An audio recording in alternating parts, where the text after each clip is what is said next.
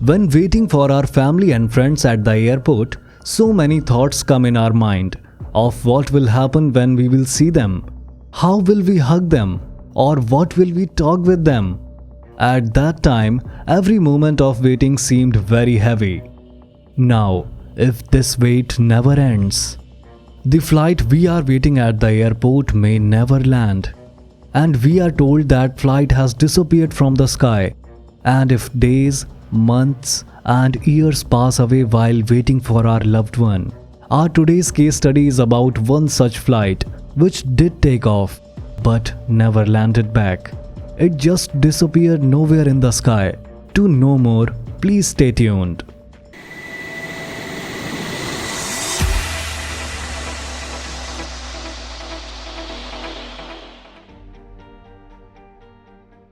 March 8, 2014. Malaysia's Kuala Lumpur International Airport.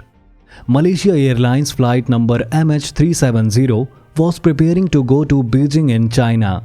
This aircraft of Boeing 777 series registered under the name 9M MRO, which was about 11 years and 10 months old. 53-year-old Malaysia captain Zahari A was the captain of this flight. Captain Zahari A joined Malaysia Airlines as a cadet pilot in 1981.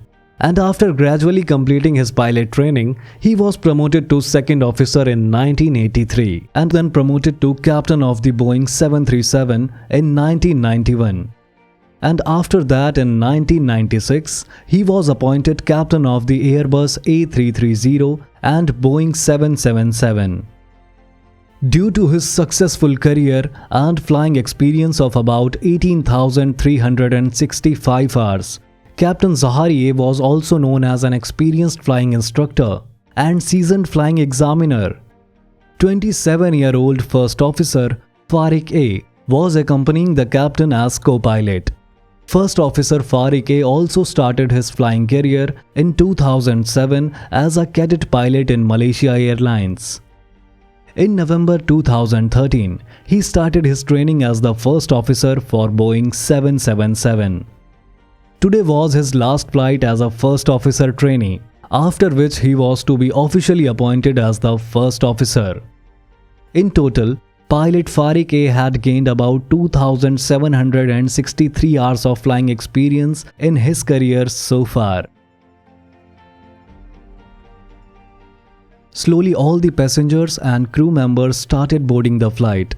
On that day, Flight 370 had 12 crew members along with 227 passengers.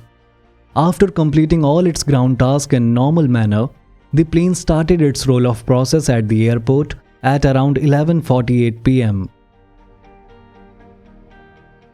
And slowly following the taxiway, the flight reaches runway 32R. After the permission of ATC tower at around 12:45 in the night, the flight takes off from the Kuala Lumpur International Airport.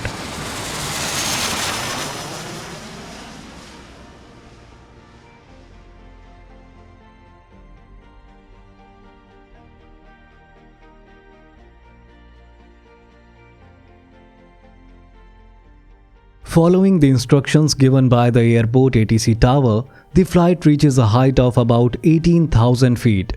After this, the flight is connected to the radio frequency of Kuala Lumpur ATC for its next directions. At around 12:45 in the night, Kuala Lumpur ATC instructs the Flight 370 to fly at an altitude of 35,000 feet. By gradually increasing its height, the flight reaches a height of 35,000 feet. At around 1:20 am, the flight exits the Kuala Lumpur ATC radar range and enters Ho Chi Minh's radar area. 2 minutes later, the flight appears on Kuala Lumpur ATC radar for a short while, and 10 seconds later, the Flight 370 again disappears from Kuala Lumpur ATC radar screen. After disappearing from the radar screen, the ATC controller tries to locate the flight on the radar screen with the help of the transponder fitted on the flight, but again, no signal is received. Here it is suspected that perhaps after this, the transponder system of the Flight 370 was shut down. Although the flight disappeared from civilian radar, a nearby military radar was still able to track Flight 370. According to the data of military radar, the flight first takes a right turn and then takes a left turn and turns back in the southwest direction. When Flight 370 changes its route without the permission of the ATC tower, the Vietnamese ATC tower gets suspicious. ATC controller asks the captain of another plane flying in the same airspace to contact Flight 370. The captain manages to connect to Flight 370's radio, but all he can hear is strange whispers. Flying at 33,000 feet between 1:30 and 1:35 in the night, Flight 370 was still flying over the peninsula region in a southwest direction. Meanwhile, the nearby Ismail Petra airport shows an unidentified object on its screen 4 times, which is believed to be Flight 370. After this, at about 1:52 am, the flight is recorded passing over the southern shore of Penang Island. From here, this flight takes a right turn and passes over Wampi and Pula waypoints of Malacca. And this is the last location where Flight 370 is located at 2:22 am in the night. After this, the flight is not visible on any radar. At 5:30 am, about 4 hours after the last contact with the flight was made, the Kuala Lumpur Aeronautical Rescue Coordination Center begins a search for Flight 370. According to its schedule, this flight was to reach Beijing at 6:30 am.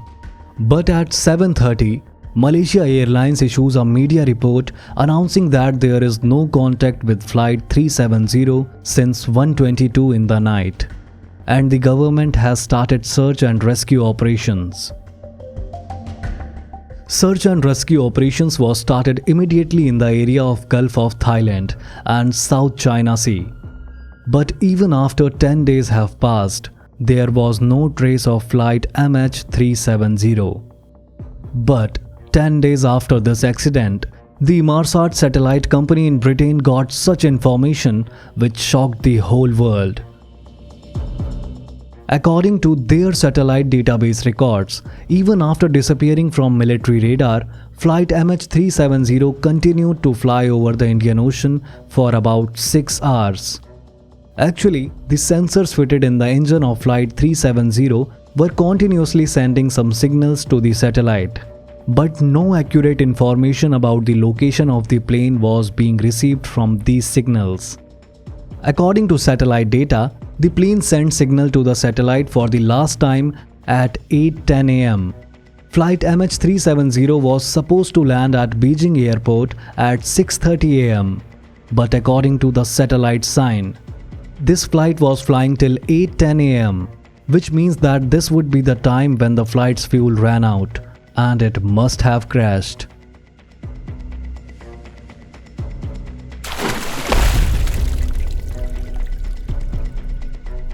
The estimated position of the plane was by calculating the time taken during the signal transmission between the satellite and the plane. According to these calculations, 7 large circular areas were determined, in which flight MH370 was estimated to be. According to the last circular area, this plane can be anywhere from the Kazakhstan to the southern end of the Indian Ocean. Finding the plane in such a large area was a very difficult task in itself. Along with Malaysia, many other countries took part in this investigation, and the most difficult and expensive search operation in the history was started.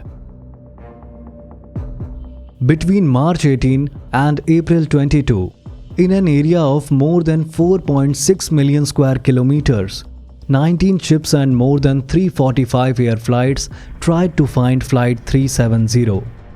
But unfortunately, neither the plane nor any kind of debris was found.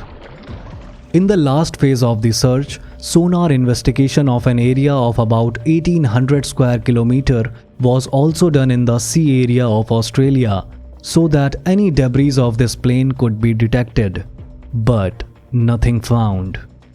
And finally, on 17 January 2017, after 2 years and 10 months of this incident, when no information about Flight 370 was found, this search operation was forced to stop. According to the ATSB report published on October 3, 2017, the cost of this search operation was approximately $155 million. According to this report, an area of 25,000 square kilometers was searched for this operation. In January 2018, a private agency named Ocean Infinity started the investigation again. But even after searching an area of 112,000 square kilometers, they could not find anything. And after this, on 9 June 2018, this private search operation was also closed. According to some reports published in the media, in case of any human hand in this incident, the first suspicion of the Malaysian police was on the side of Captain Zahari. According to a leaked document in January 2016, during the investigation, the FBI team recovered a flight simulator from the home of Captain Zahari, whose database found the same flying route on which the plane was last found. However, the ATSB termed the suspicion of Captain Zahari as baseless, saying that the flight map found in the personal flight simulator at the pilot's home is normal and should not be viewed with suspicion. But the International Investigation Committee has never ruled out the possibility that Captain Zahari may have deliberately crashed the Flight 370 under a well-thought-out plan. Although some people also claim that Captain Zahari very carefully crashed the plane in the sea, in such an unknown place that the entire plane should be immersed in the sea without breaking, so that even its pieces could never be found. Finally, in July 2018, the official report on the disappearance of Flight 370 was released by Malaysia's Ministry of Transport. And as it seemed, in this report also, no information was given about the disappearance of the plane. In his report, the investigator said that due to non-recovery of the black box or flight data recorder of the plane, it is not possible to tell any reason for the disappearance of this plane.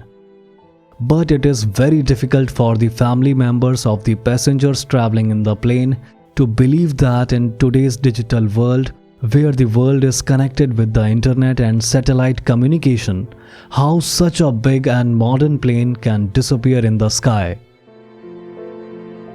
And the news of some conspiracy in this accident keeps coming on the internet and social media, but there is no official information about this flight till date.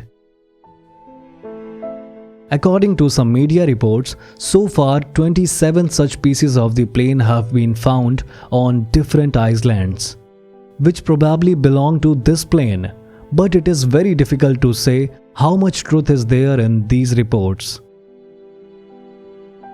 If any of our loved ones die, then considering it as a God's wish, we slowly recover from the tragedy. But if it's not sure whether the person is alive or dead, and we just keep waiting for any news about that person, then imagine how difficult would it be to live with this constant feeling of confusion. If you like our efforts to present this case study, please encourage us by liking and subscribe to the channel. We are really grateful for your kind cooperation. Thanks a lot.